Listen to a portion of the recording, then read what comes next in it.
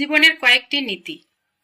প্রার্থনা করার আগে বিশ্বাস করা, কথা বলার আগে শোনা, খরচ করার আগে উপার্জন করা, কিছু লেখার আগে চিন্তা করা, হাল ছাড়ার আগে চেষ্টা করা, মরার আগে বাঁচতে শেখা।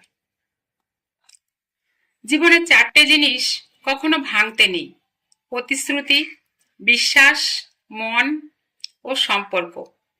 কারণ এগুলো ভাঙলে জোড়া লাগানো যায় না।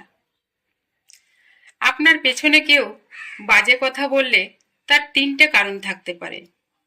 যখন তারা আপনার অবস্থায় পৌঁছাতে পারে না, আপনার যা আছে সেগুলো হয়তো তাদের নেই, তারা আপনার মতো হতে চায় কিন্তু পারে না। তুমি যতই ভালো হও না কেন, যতই অন্যের জন্য নিজেকে বিলিয়ে দাও না কেন, যতই কষ্ট সহ্য করো না কেন, কিছু মানুষের কাছে তুমি কখনোই ভালো হতে পারবে না। যদি কেউ সন্দেহ করে তাহলে দুঃখ পেও না। মনে রাখবে, সবাই সোনা বা হীরাকে সন্দেহ করে সেটা আসল কিনা, কিন্তু লোহাকে কেউ সন্দেহ করে না। ধাক্কা দিয়ে ফেলে দেওয়ার মতো মানুষের অভাব নেই, কিন্তু পড়ে যাওয়া মানুষের হাতটা ধরে টেনে তোলার মতো মানুষের বড় অভাব। যদি আপনি জীবনে বারবার আঘাত পেতে থাকেন, তাহলে তার জন্য নিজেকে দোষী ভাববেন না।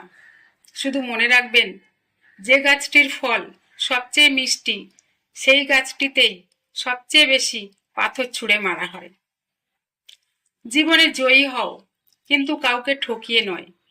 জীবনে সুখী হও, কিন্তু কাউকে কষ্ট দিয়ে নয়। মন খুলে হাসো, কিন্তু কাউকে কাঁদিয়ে নয়। জীবনে বড় হও, কিন্তু কাউকে ছোট করে নয়।